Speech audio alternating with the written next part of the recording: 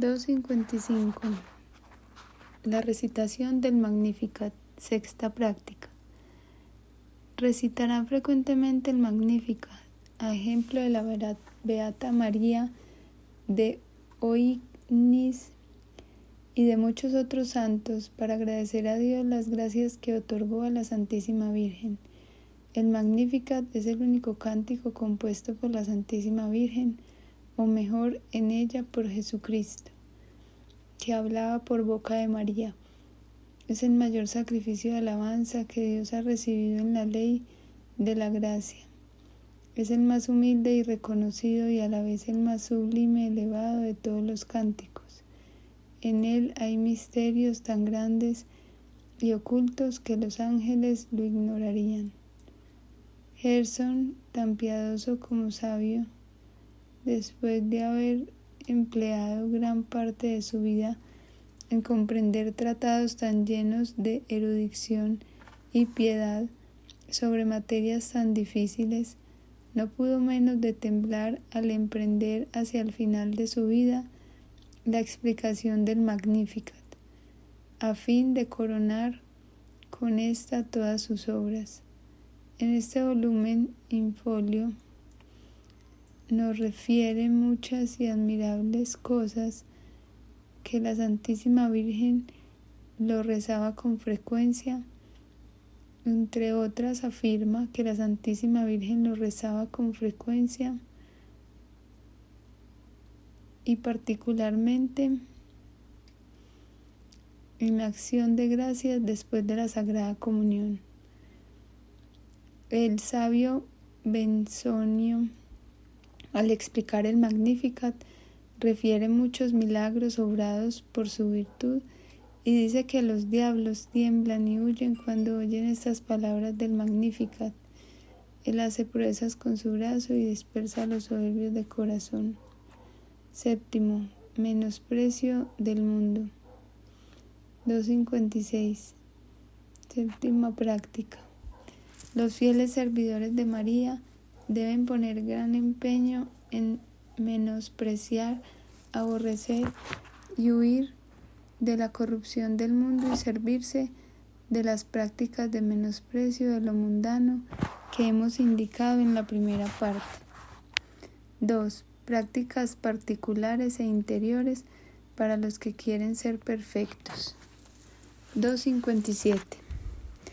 Además de las prácticas exteriores de esta devoción, acabamos de exponer que no hay que omitirlas por negligencia ni desprecio, en la medida que lo permitan el estado y la condición de cada uno. Existen también prácticas interiores que tienen gran eficacia santificadora para aquellos a quienes el Espíritu Santo llama a una elevada perfección. Todo se resume en orar siempre por María, con María, en María y para María, a fin de obrar más perfectamente por Jesucristo, con Jesucristo, en Jesucristo y para Jesucristo. Primero, obrar por María conforme al Espíritu de María. 258. Hay que realizar las propias acciones por María, es decir, es preciso obedecer en todo a María, moverse en todo impulso del Espíritu de María, que es el Santo Espíritu de Dios. Hijos de Dios son todos y solo aquellos que se dejan llevar por el Espíritu de Dios. Los que son conducidos por el Espíritu de María son hijos de María y por consiguiente hijos de Dios, como ya lo hemos demostrado. Y entre tantos devotos de la Santísima Virgen, solo son verdaderos fieles, devotos suyos, los que se dejan conducir por su Espíritu.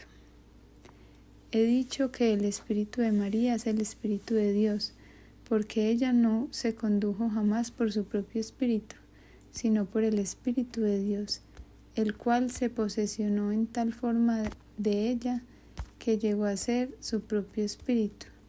Por ello las palabras de San Ambrosio: more en cada uno el alma de María, para engrandecer al Señor. More en cada uno el espíritu de María, para regocijarse en Dios. Qué dichoso quien, a ejemplo del piadoso hermano jesuita Alfonso Rodríguez, muerto en olor de santidad, se haya totalmente poseído y conducido por el Espíritu de María, Espíritu que es suave y fuerte, celoso y prudente, humilde e intrépido, puro y fecundo. 259. Para dejarte conducir por el Espíritu de María, es preciso que, primero, antes de obrar, por ejemplo, antes de orar, celebrar la misa o participar en ella, comulgar, etc., renuncies a tu propio espíritu, a tus propias luces y voluntad, porque las tinieblas de tu propio espíritu y la malicia de tu propia voluntad y operaciones son tales que si las sigues, por excelentes que parezcan, obstaculizarán el Santo Espíritu de María. 2. Te entregues al Espíritu de María para ser movilizado y conducido por Él de la manera que ella quiera.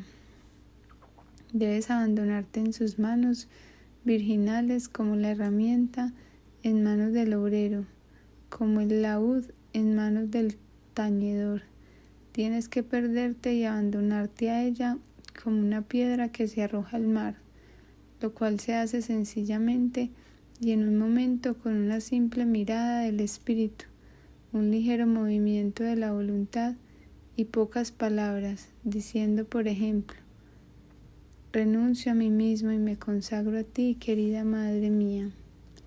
Y aun cuando no sientas ninguna dulzura sensible en este acto de unión, no por ello deja de ser verdadero e igual que si dijeras: no lo permita Dios, me entrego al diablo.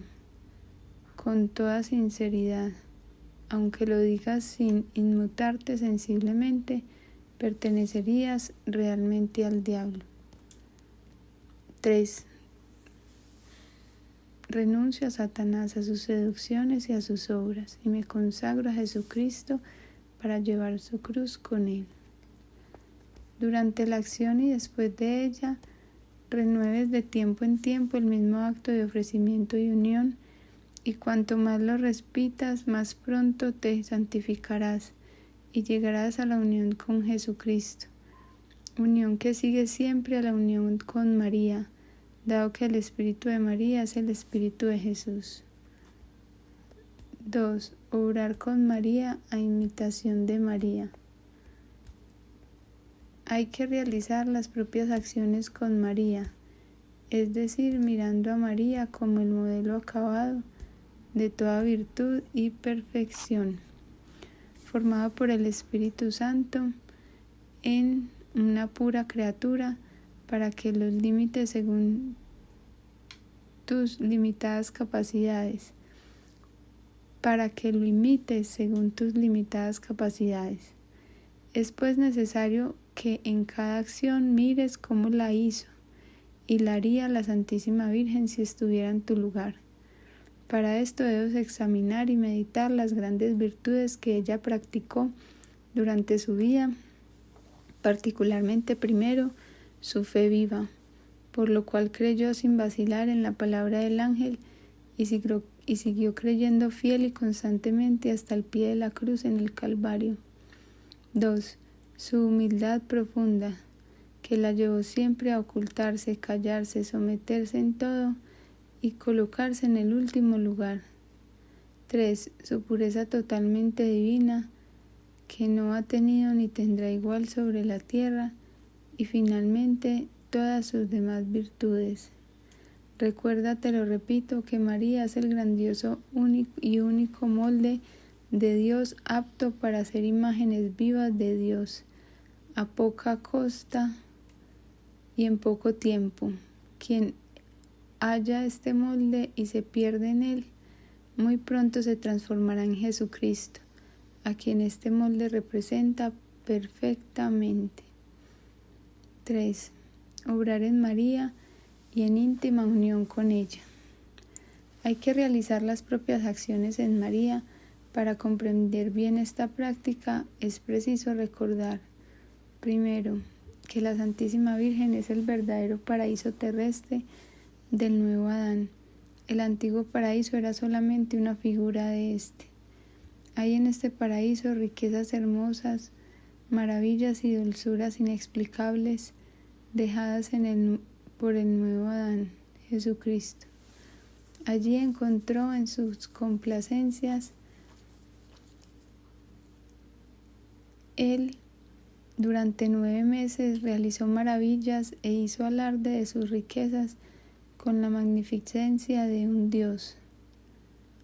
En este lugar santísimo fue construido solamente con una virginal e inmaculada, de la cual fue formado.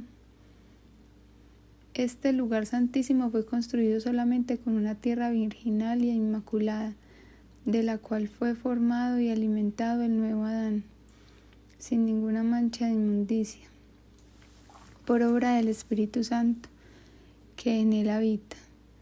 En este paraíso terrestre se halla el verdadero árbol de la vida, que produjo a Jesucristo, fruto de vida.